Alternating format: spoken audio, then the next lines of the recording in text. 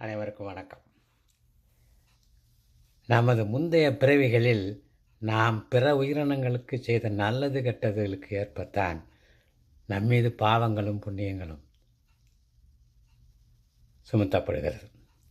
இந்த பாவ புண்ணியங்களின் அடிப்படையில் தான் இன்றைய நிகழ்வில் நமக்கு சாதகமாகவோ அல்லது பாதகமாகவோ முடிவுகள் அமைகின்றன. அதைத்தான் விதி என்கிறோம். ஒரு விஷயம் நாம் நினைத்தது போல் நடக்கவில்லை என்றால் நமக்கு மேலே ஏதோ ஒன்று வேலை செய்கிறது. அதுதான் விதி.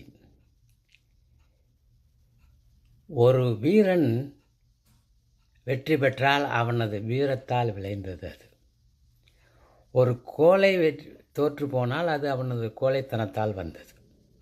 ஒரு வீரன் தோல்வி அடைந்தாலோ அல்லது ஒரு கோழை வெற்றி பெற்றாலோ அதுதான் விதி.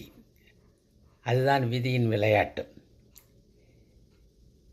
விதியை பற்றி சொல்லும்போது விதி வலியது என்பார்கள். அதாவது விதியை யாரும் மாற்ற முடியாது என்பது.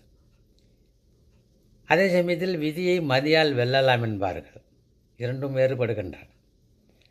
ஆனால் இரண்டுமே சரிதான். இப்பொழுது இந்த பதிவில் விதியை எப்படி மதியால் வெல்வது என்பதை மட்டும் பார்ப்போம். ஒரு பெரிய மல்யுத்த வீரர், மிகவும் பிரபலியமான அவர், ஒரு போட்டியில் ஒரு சாதாரண ஊர் பேர் தெரியாத ஒரு சாதாரண மல்யுத்த வீரனிடம் தோற்று போகிறார். மொத்த கூட்டமும் இவனை கேலி செய்கிறது. கேலியும் கிண்டலும் செய்து ஆரவாரம் செய்கிறார்கள். அப்போது அங்கு யாருமே எதிர்பாராத ஒரு நிகழ்வு ஒன்று திடீரென்று நடக்கிறது.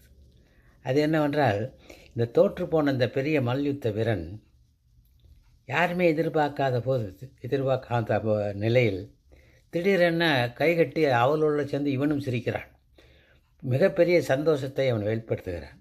மிகவும் ஆரவாரத்துடன் அவன் சிரித்த சிரிப்பு அங்கு இருந்த அத்தனை பேரையும் அதிர்ச்சி அடைய செய்கிறது. என்ன இந்த ஆள் தோற்று போன பிறகு இவ்வளவு மகிழ்ச்சியாக சிரிக்கிறானே என்று எல்லோரும் வியந்து போய் நிற்கிறார்கள். அப்போது அவனை பார்த்து வியந்த ஒருவர் அவரிடம் சென்று, நீங்கள் எப்படி இவ்வளோ பெரிய தோல்விக்கு பிறகும் மகிழ்ச்சியாக இருக்கிறீர்கள் என்று கேட்கிறார்.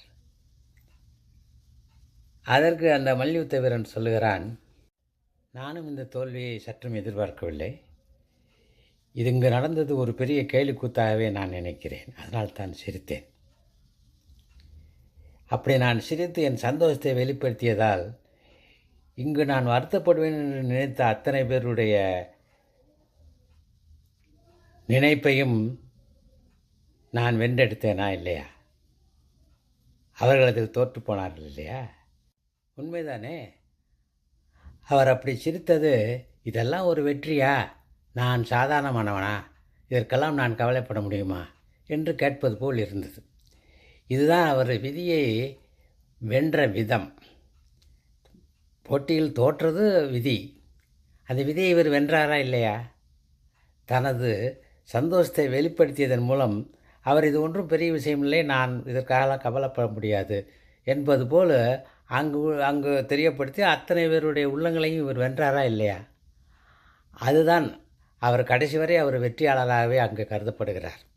இதுதான் விதியை வென்ற விதம். நாம் கூட அப்படித்தான். எங்காவது தோல்வி வரும்படி நேர்ந்தால் அதற்காக கவலைப்பட்டிருக்கக்கூடாது. அதை நாம் வென்றெடுக்க வேண்டும். இந்த வீரனைப் போல், இந்த மல்யுத்த வீரனைப் போல் செய்கிறோமா? அப்படி சிந்திக்க வேண்டும்.